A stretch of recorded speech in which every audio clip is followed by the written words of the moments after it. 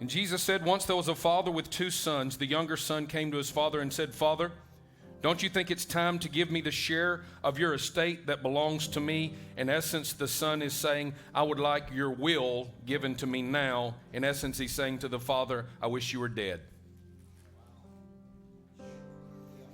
This inheritance is not supposed to happen until the death of the father. He's saying to the father, I'd rather have you dead if it means I get my stuff. So the father went ahead and distributed among the 2 sons their inheritance. Shortly afterward, the younger son packed up all his belongings and traveled off to see the world. He journeyed to a far-off land where he soon wasted all he was given in a binge of extravagant and reckless living. With everything spent and nothing left, he grew hungry, for there was a severe famine in the land. So he begged a farmer in that country to hire him. The farmer hired him and sent him out to feed the pigs. The son was so famished he was willing to even eat the slop given to the pigs, because no one would feed him a thing. Humiliated, the son finally realized what he was doing, and he thought, there are many workers at my father's house who have all the food they want with plenty to spare. They lack nothing. Why am I here dying of hunger, feeding these pigs and eating their slop? I want to go back home to my father's house, and I'll say to him, Father, I was wrong. I have sinned against you. I'll never be worthy to be called your son. Pivotal sentence. I'll never be worthy to be called your son. Please, Father, just treat me like one of your employees. So the young son set off for home. From a long distance away, watch this, his father saw him coming. Dressed as a beggar, and great compassion swelled up in his heart for his son who was returning home. So the father raced out to meet him. He swept him up in his arms, hugged him dearly, and kissed him over and over with tender love.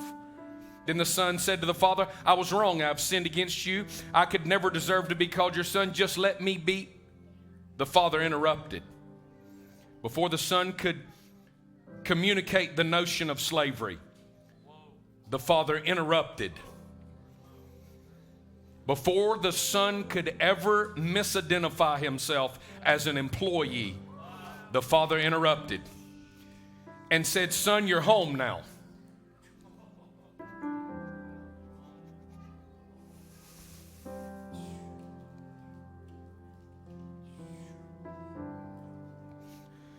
The father interrupted and said, son, you're home now.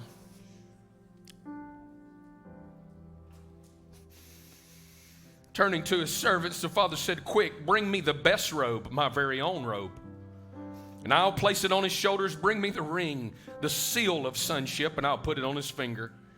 Bring out the best shoes you can find for my son. Let's prepare a great feast and celebrate. For this beloved son of mine was once dead, but now he's alive again.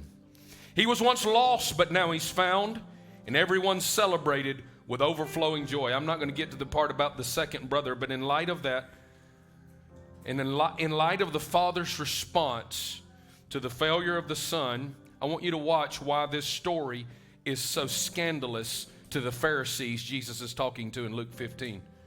Deuteronomy chapter 21, verse 18. If a person has a stubborn, rebellious son who pays no attention to his father or mother, and they discipline him to no avail, his father and mother must seize him and bring him to the elders at the gate of the city. They must declare to the elders of the city, our son is stubborn and rebellious and pays no attention to what we say. He is a glutton and a drunkard. Then all of the men of the city must stone him to death.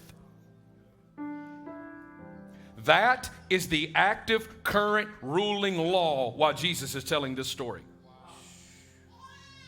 All of the men of the city must stone him to death. In this way you will purge out wickedness from among you, and all Israel will hear about it and be afraid.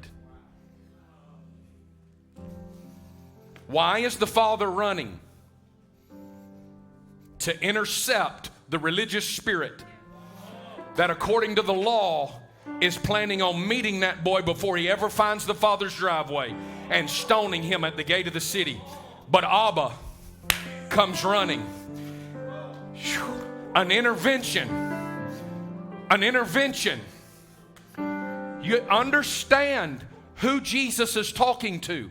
Understand how they thought and how they believed.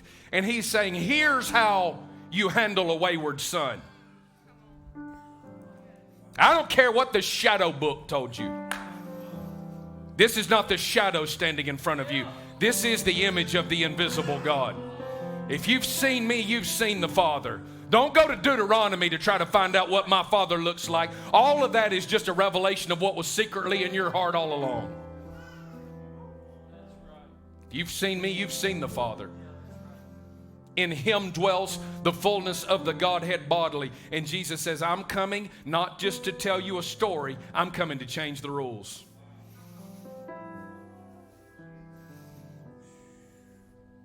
I'm not just coming to tell you a story. This is what Jesus would say to the Pharisees. He would say, you've heard it said, an eye for an eye. No. We haven't heard it said. God said it. I'm going to get in trouble here. I told Johnson I'm just getting in big trouble tonight. I'm looking forward to it. He said, you've heard it said, an eye for an eye. They're all thinking, we know what's going to happen to this son. He's going to get what he deserves. And let it be a lesson to all of the other sons who wander away. Jesus said, no, I haven't come to show you your ideas of the Father that you've called the law. I've come to actually show you the Father. And this is how the Father actually responds when one loses his way.